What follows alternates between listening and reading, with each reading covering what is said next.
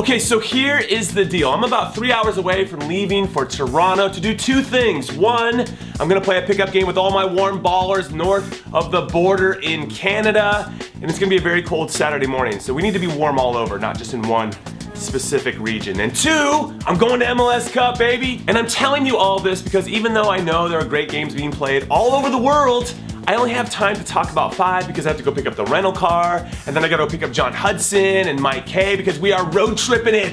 It's gonna be a blast, so make sure you follow all of us on social media. Anyway, the first matchup I'm gonna be paying attention to is Manchester United versus Tottenham. The only two English teams left in the Europa League are battling it out to stay relevant in the Premier League title race, as United, who are in 4th on 30 points, and Spurs, who are in 5th on 27 points, look to escape the possibility of playing in the Europa League again next season, though if we're being honest, that's pretty much a foregone conclusion for Spurs.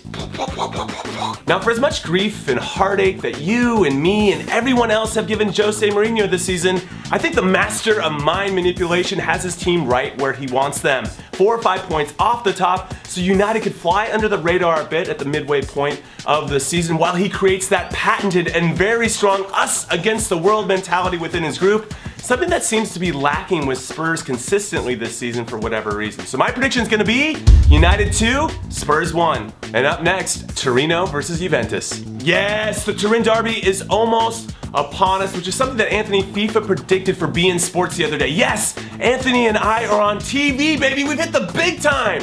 So if you don't follow beIN Sports on Twitter or Facebook, I'll put those links in the description so you guys don't miss a thing that is coming out of our creative minds. Anyway, I repeat, the Turin derby is almost upon us, and for 7th place Torino, this is a must-win game. Not only because they're trying to qualify for Europe, or because they don't want Juve to win the league again, despite the fact that Juve have beaten them in 10 out of their last 11 meetings in all competitions. It's just because Torino wants to be kings of the city for just one day. So can't Juve let that happen? And the answer is no, absolutely not. Because Juve, despite the fact that they have some injuries to key players, still have too much talent for Torino. So my prediction is going to be Juve 3, Torino 1. And next up, Benfica versus Sporting. Only separated by 2 points in the league, previews and predictions correspondent Adrian from Rabona TV tells us what's what for the 2 biggest clubs in Lisboa. Adrian? It's the derby every big team will be hoping to steal players from. Benfica lost their last 2 matches, and the Maritimo match was their first league loss. With Pizzi, Servi, Salvio, and Mitroglou, there's always a chance to score goals. But they've also conceded 10 goals in their last 4 matches, and just ask Liverpool what a leaky defense gets you. Not good. Sporting isn't playing excellent either right now, failing to avoid defeat against Legia for a Europa League spot. Manager Rod Stewart has improved their overall play since betraying Benfiquistas and has beat his former team on 3 of 4 occasions. But Sporting's record on the road isn't great, and I think Benfica will continue their unbeaten run at home. Who you got, James? I like where your head is at, Adrian, but not your heart, because like you said, Benfica's former manager, who's now currently Sporting's manager, knows how to beat his former club. He's got the juice, he's got the magic, he knows what it takes, and in this game, he'll almost do it, because my prediction's gonna be Benfica 1, Sporting 1.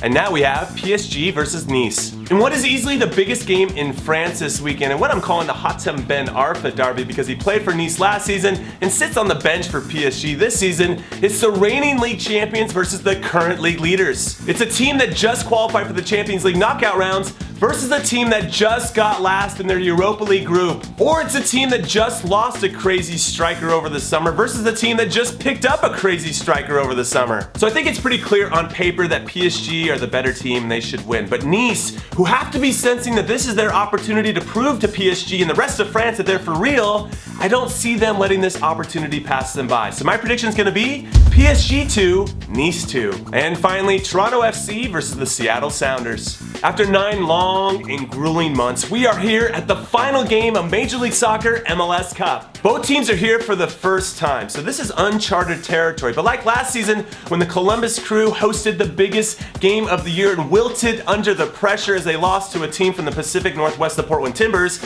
I expect the same thing to happen to Toronto FC, and the Seattle Sounders, who I picked to win it all in my MLS predictions video, will win their first ever championship, and I, of course, will be hailed as a genius yet again. I mean, it's a gift and a curse. All right, that's it. I am done talking. So let me know your predictions for these 5 specific games, and then follow me and Mike K and John Hudson on all of our social media platforms to get the inside scoop on MLS Cup and all the warm ballers we're gonna meet in the pickup game, which is gonna be awesome. And for you guys at home, have a great weekend. Later.